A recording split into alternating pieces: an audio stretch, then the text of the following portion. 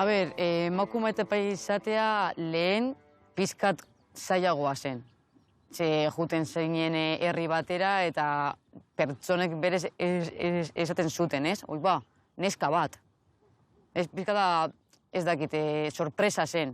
Gaur egun hori asko, askoz normalagoa da, usteot. Emakumezkoen futbola aurrera egin du, orain telebistan agertzen dira eta hori ere, oso lagungarria da gure lanerako.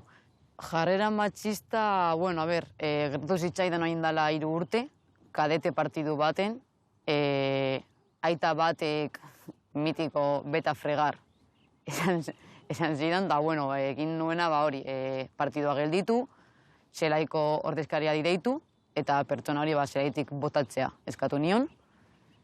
Eta, batez be egin nun ze kadeteak ziren. 15-16 urteko mutilak ziren, eta pentsatzeote hori da hezkuntza. Osea, azken finen, adin horretan txapelketa izatea normala da, baina ere hezkuntzazko kirola izan behar da. Eta komentario hori berez ez zidan minik egin, baina usteot mutilek ulertu behar dutela futbola ere gure mundua dela, ez? Eta horrelako jarrerak onartzen bat ditugu, jarrera hau gehiago egoteko bidea ematen diogula.